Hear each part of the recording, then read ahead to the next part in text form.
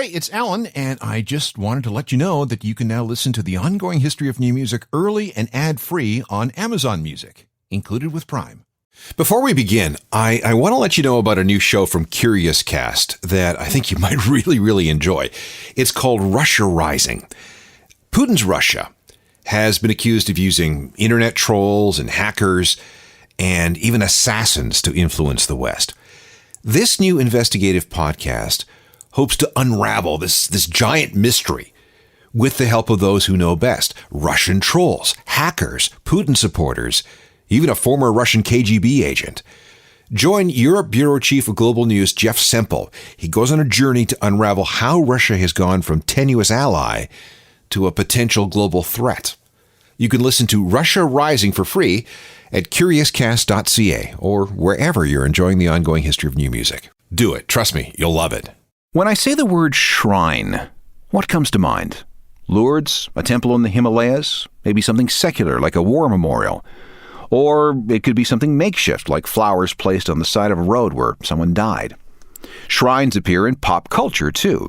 Any place that has been deemed important because of its history or its associations can be considered a shrine. It's a place people visit so they can see things for themselves. Now, rock and roll has many shrines. The field where Buddy Holly's plane crashed near Mason City, Iowa in 1959. The site of the first Woodstock in 1969. Elvis's Graceland. Doesn't get much bigger than that, does it? But what about in the modern era of rock? There must be places where people make pilgrimages. Well, of course there are. And here are a bunch of them. This is the Ongoing History of New Music podcast with Alan Cross. Welcome again, I'm Alan Cross, and we're going to take a bit of a road trip this time. We're going to visit hallowed ground, sites that have become forever more sacred in some way to fans of alt-rock. People actually plan vacations around these places. I know I have. There's just something about actually seeing where it actually happened. Being there just makes it so much more real and alive. You're not reading about it, you're there. There are many dozens of alt-rock shrines, but I've picked out my favorites. Some you may have never heard of, but trust me when I tell you that there are people who travel from around the world just to be in their presence, even if the physical thing doesn't exist anymore. For example, the first time I went to London, I got on the tube and went up to Camden. Away from the markets and the crowds on Inverness Street is a pub called The Good Mixer. Now, trust me when I tell you that it ain't much, but if you're a fan of the Britpop era, you have to at least stop in for a pint. In the early and middle 90s, this became a hangout for many of the people who would form the bands of the era. Guys from Blur and Oasis got stupid drunk there many times. Not together, of course. Other regulars included the Libertines, and then later the Darkness and Travis. When Britpop hit and word got out, everybody descended on the Good Mixer, something that really pissed off the regular clientele. Regular working-class blokes who really didn't appreciate the noise coming from the back room. That's where many a band was formed and many a song took shape. Now, the rock stars and their hangers-on have long moved on, but the place still has a cool rock and roll vibe to it with its pool tables and well-stocked music library. And Britpop fans still visit and buy the t-shirts. So, if you ever find yourself in London, and if you have any affinity at all for the kind of music that came out of Britain in the middle 1990s, the Good Mixer in Camden is an authentic Britpop shrine.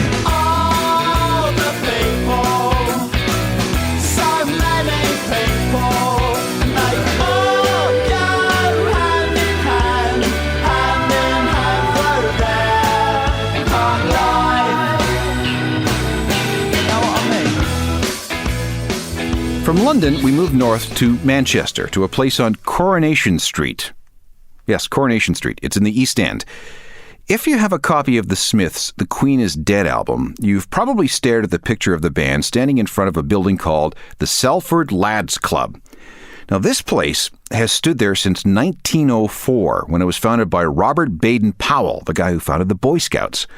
The Smiths decided to pose there because of the club's history. The club, though, was not really amused. They hired lawyers to say that they weren't Smiths fans and that the band's music and lyrics were not congruent with the club's values and beliefs. At the very least, they wanted everyone to know that anything the Smiths did was not connected to the Salford Lads Club, nor did they appreciate this appropriation of their name and image. Later, when Smiths fans started showing up to recreate the photo featuring themselves, The club wasn't very welcoming, even to people who had come from halfway around the world just for the opportunity of taking that one picture. "Shove off! We don't need your kind around here." Still, they came. And posing outside the Salford Lads Club is every bit a pilgrimage for Smiths fans as it is for Beatles fans to use the crosswalk down the street from Abbey Road Studios in St. John's Wood in London. It took years for the club to lighten up and to figure out that, well, maybe they should take advantage of their status as a Smiths shrine. And they have, a little bit. They even took £20,000 from Morrissey to help with some renovations. Still, if you do visit, don't expect too much from the landlords.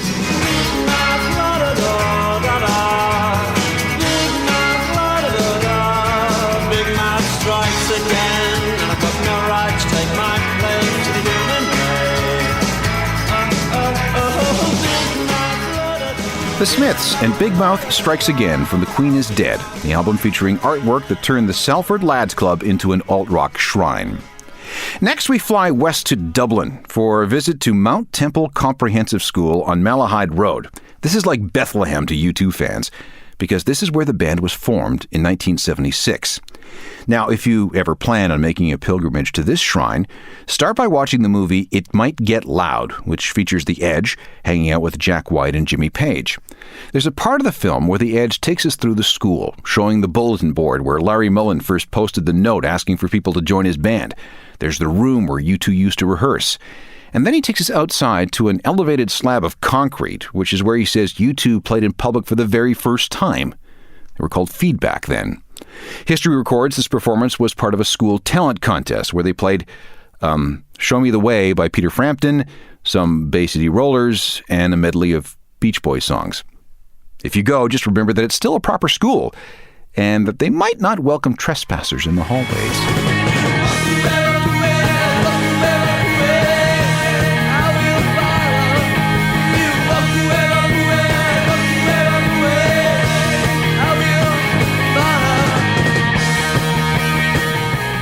They probably didn't sound that good playing on that concrete slab, but who would have guessed that when that recording was made in 1981, this band would be able to stage a world tour that would gross $750 million. Mount Temple Comprehensive School, our third alt-rock shrine. This is a tour through a series of historic alt-rock shrines, and we've just landed in New York.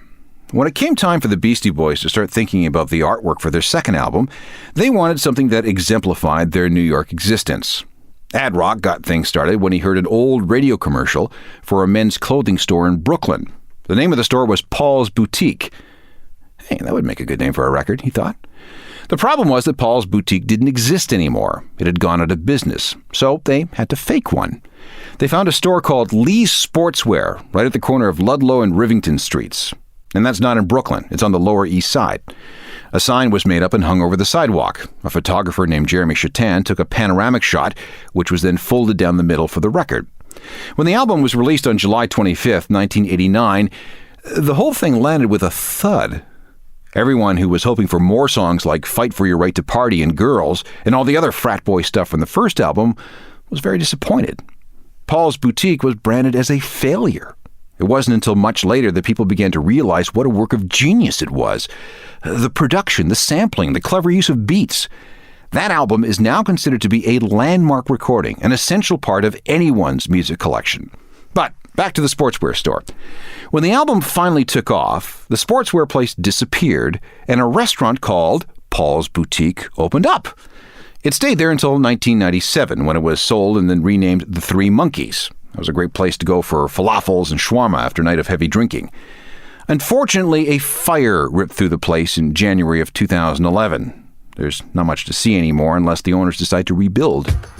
Now, at least its existence is well documented. Hey, hey, hey, hey, ladies! Hey, hey, hey, hey, ladies! One more time. Ain't it funky now? Hey, hey, hey, hey, hey, hey, hey, hey, ladies! The Beastie Boys from Paul's Boutique. If you want to make a pilgrimage to where the building used to stand, it's at 99 Rivington in Manhattan. All right, we need to take a big detour here. It's back to the airport for a flight down to Kingston, Jamaica. Because he remains so important to Jamaican culture, There were shrines to Bob Marley all over the place. And because he was so key in the spread of ska and reggae all around the planet, people come from everywhere to soak it up. The house where Bob grew up is out in the country, a place called 9 Miles in St. Anne Parish. This is where Bob was born. The whole village is owned by the Marley family. Rasta guides will take you through the house, which is now a museum, and right next door is a mausoleum. Bob's remains are there, along with the guitar he was buried with, the remains of his mother, who died in 2008, and his brother, who was killed in 1990. Now, there are plenty of tours available if you ever find yourself in Jamaica on vacation. One of the places you'll go is Mount Zion Rock, which was Marley's favorite place to meditate. Anyone who's ever been on any of these tours rave about it. A real shrine, if there ever was one.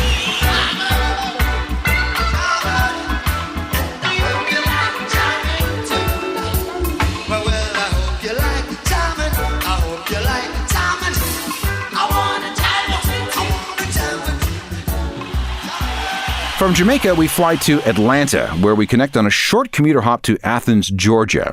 This, of course, is where REM came from. Their biggest album was Automatic for the People from 1992. It sold millions, was nominated for a Grammy, and 6 of its 12 tracks were released as singles. But I want to talk about the title of the album, Automatic for the People. That's the motto of a local restaurant called Weaver D's Delicious Fine Foods. It's on East Broad Street. The phrase is right on the sign, hanging out over the street from the bright lime green building. It's nothing fancy, but it's good. Solid southern stuff. Awesome fried chicken and barbecue pork and macaroni and cheese. Weaver D himself still runs the place. Actually, his name is Dexter Weaver. He's a former evangelist and shoeshine boy. And yes, there are some REM posters on the wall, and you can buy a baseball cap on the way out. If you believe they put a man on the moon, man on the moon. If you believe there's nothing up their sleeve, then nothing is cool. REM and Man on the Moon from their 1992 album Automatic for the People. The shrine is Weaver D's Delicious Fine Foods in Athens, Georgia. We now move west, and in a second we'll end up in California, out in the desert looking for a very specific tree. Welcome back, I'm Alan Cross, and we're traveling around the world looking for sites that have become enshrined in alt-rock history. And we're now somewhere in the Mojave Desert trying to find a particular tree. Just before Christmas in 1986, U2 got on a bus with their photographer friend Anton Corbijn. They headed out into the desert to shoot some photos for a new album. They were going to call this record Desert Song, so it made sense that they go out to the desert to take some pictures. They wandered about for 3 days, staying in crappy motels and posing for shots along the way. On day 1, Corbijn and Bono got into a discussion about Joshua trees, the twisted-looking things that somehow managed to survive in Death Valley. After getting deep into the mythology around these trees, Bono suggested that the new record be called The Joshua Tree. Day 2 of this odyssey was spent looking for the perfect Joshua tree. It had to be appropriately wizened and had to be standing alone. It couldn't be amongst a grove of other trees or sitting amidst some brush.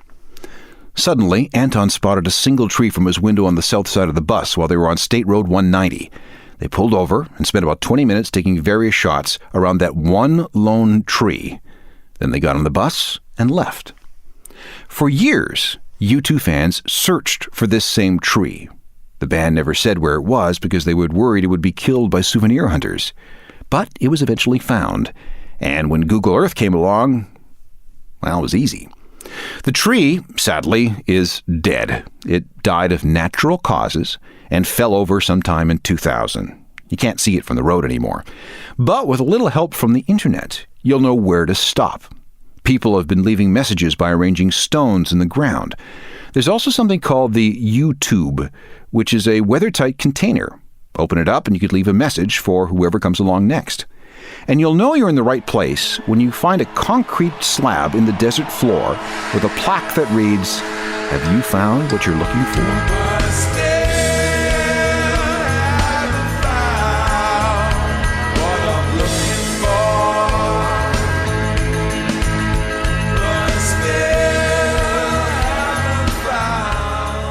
U2's Joshua Tree, or what's left of it, west of Death Valley on Highway 190, if you know where to look. Our second to last stop is Berkeley, California, or West Berkeley to be specific. The address is 924 Gilman Street, probably the most important all-ages punk club in the world. Doesn't even have a proper name. People just call it by its address, 924 Gilman. Doesn't look like much. It's a nondescript building in sort of an industrial area right next to a wicker shop. And as far as I know, the owner of the wicker shop still owns the lease on the building. 924 Gilman was founded in 1986. It's a members-only place. If you want to belong, you have to pay $2 per year. That entitles you to sit in on membership meetings on the first and third Saturday of every month. That's when club business is discussed. There are rules. No drugs, no alcohol, no violence, no racism, no homophobia, or major label bans allowed. Interesting how that last condition is lumped in with all the rest, huh? And it means that Gilman Street alumni like Green Day and The Offspring and AFI and Primus and even Bad Religion aren't really welcome anymore. It's a tough place, but considering the number of important punk bands that have filtered through there, it's an important place for punk fans to visit. Here's some Green Day from their indie days. They were welcome at Gilman Street when they recorded this original version of the song in 1992.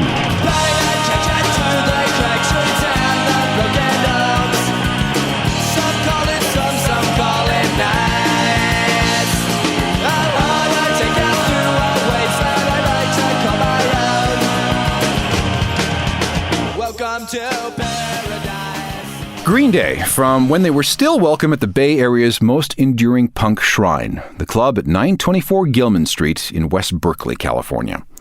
One more. Kurt Cobain's last house.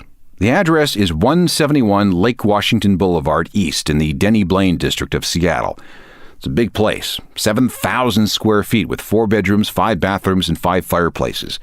It was built in 1902 by Elbert Blaine, old Seattle money. And it's right across the lake from the house Bill Gates built for nearly $100 million.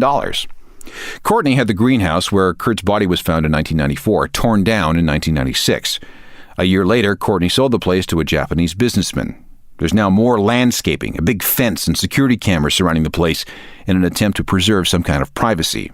Trespassing was a big problem for a while. Right next door, though, is tiny Veretta Park. This is the pilgrimage site. There were 2 benches in the park on which people have scrawled all kinds of notes and messages and tributes along with wax residue from where people have burned candles. Beside the benches is a huge cedar, at the base of which is where Courtney allegedly spread some of Kurt's ashes in 1994. Inside the fence, on the old property, is a willow tree. Some of Kurt's ashes are definitely there. When Courtney sold the house, she put a clause in the contract that stipulated that she'd be able to return to the house at any time to remove that tree and replant it elsewhere. I have no idea if she's ever followed through on that because, we can't see onto the property. One last thing. If you go, there isn't anywhere really to park. There are lots of no parking signs, and enforcement tends to be rather vigorous. Maybe you want to get a cab, sit in the park for a while, and then have the cabbie come by and pick you up later. Chances are you'll have company, too.